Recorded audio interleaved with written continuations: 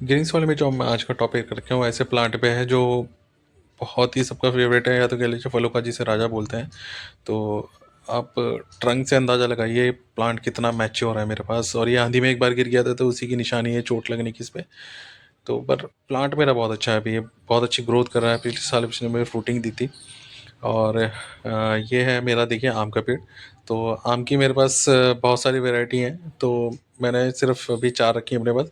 तो 4 में से एक ही है मेरा सिंदूरी आम का पेड़ है, और इसमें देखिए अभी भी डॉटेड लग रहे हैं, यानी कि इसमें फंगल इन्फेक्शन हो रखा है। तो मैंने दवाइयाँ ट्रीटमेंट कर दिया है इसमें। तो मैंने फंगल पाउडर का स्प्रे भी इस पे कर दिया था, और फंगल पाउडर इसकी रूट में भी डाल दिया था मैंने। उसी का इस पे नतीजा दिख रहा है।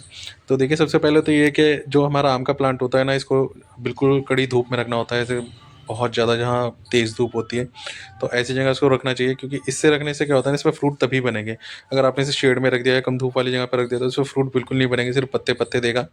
और अगर आपने इसे सही न्यूट्रिशन नहीं दिया तब भी ये आपको पत्ते पत्ते देगा। तो जाहिर सी बात है कि जब आपका मंजर आने लगता है ना, तब आपको नहीं पता होता कि इस टाइम वो नई पत्तियाँ निकाल रहा है या मंजर निकाल रहा है। तो अगर मंजर निकाल रहा है तो इसका मतलब ये है कि उसे न्यूट्रिशन बहुत अच्छी वैल्यू मिले, और अगर वो पत्ते निकाल रहा है तो इसका मतलब ये है कि उसे न्यूट्रिशन नहीं मिले।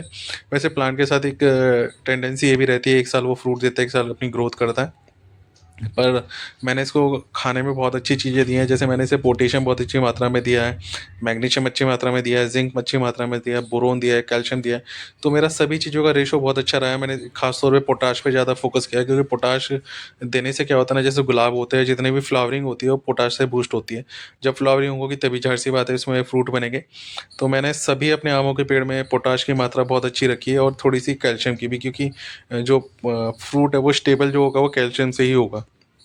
वैसे तो मैं इनको जो घर में से जो वेस्टेज होता है, जैसे प्याज आलू, इस सब का वेस्टेज भी देता रहता हूँ।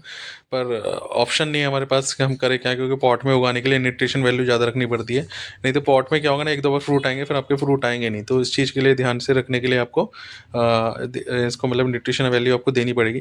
तो देखिए, कुछ प्लांट मैंने है ना, जितने भी फ्रूट वाले प्लांट होते हैं मैं कम से कम 20 इंच या फिर ये जो पेंट की बाल्टियाँ होती हैं इनमें ही लगाता हूँ मैं। इससे छोटा पॉट में देता ही नहीं किसी को भी। ये जितने भी प्लांट होते हैं देखिए हमारे ग्राफ्टेड होते हैं। जो जॉइंट आपको नज़र आ रहा होगा ये वही है।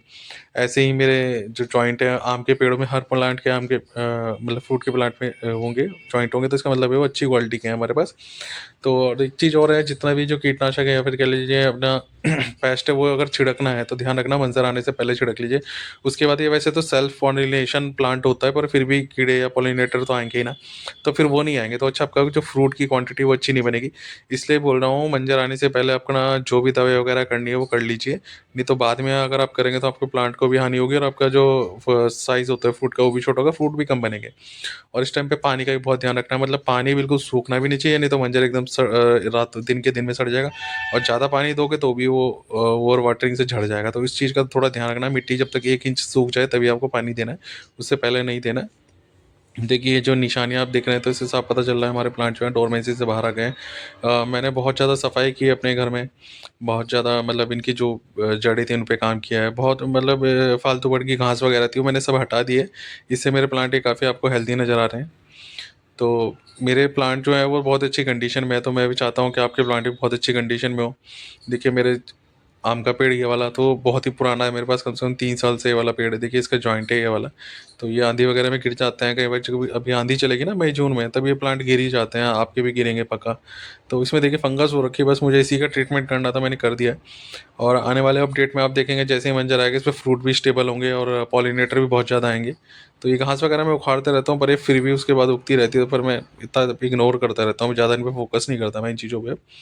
तो अपने जो फ्रूट के प्लांट हैं उनका ध्यान रखिएगा।